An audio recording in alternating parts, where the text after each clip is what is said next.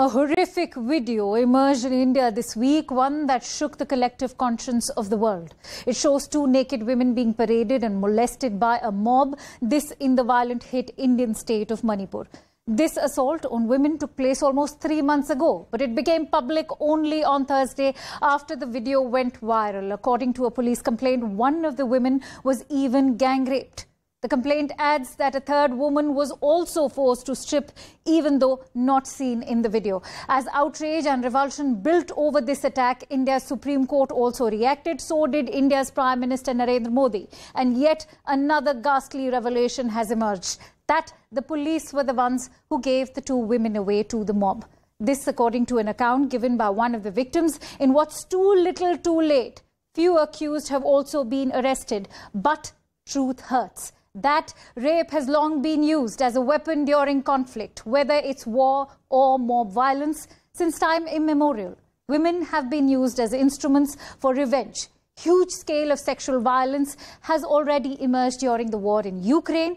To give a few examples from South Asia, the 1947 partition of India, the 1971 Bangladesh Independence War, the 1984 anti-Sikh riots, the civil war in Sri Lanka and the 2002 Gujarat riots. These are just few examples of conflicts that have reported sexual violence against women.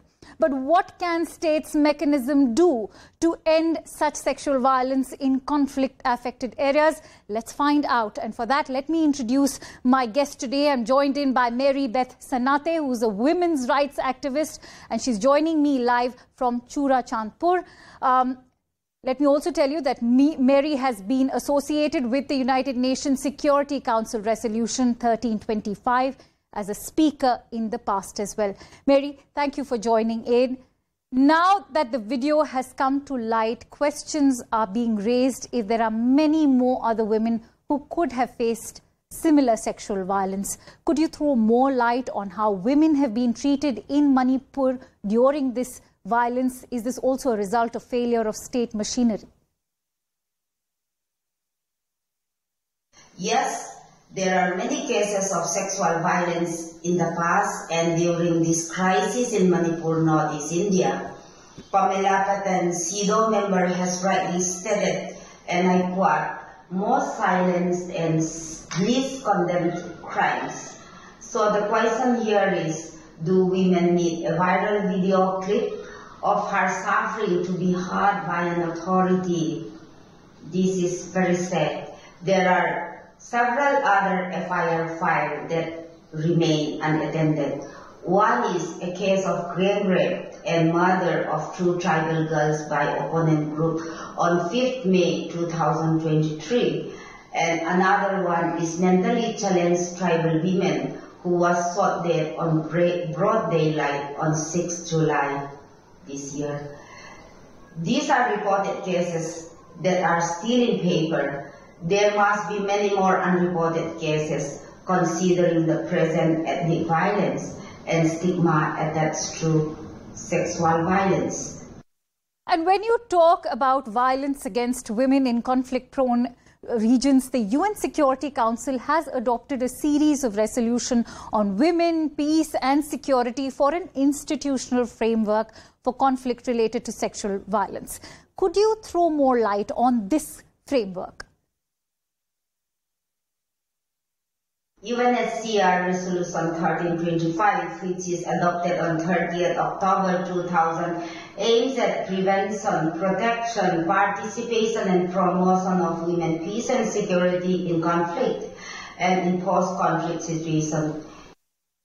Mary Beth, can governments at the center borrow preventive and responsive measures from UN peacekeeping missions that protect the rights of women and children, especially in these conflict-prone areas? India has ratified the framework under CEDAW Convention on the Elimination of All Forms of Discrimination Against Women under Recommendation 30. It's also known as GR 30. However, framework needs proper examination and execution for effective enforcement in conflict zones.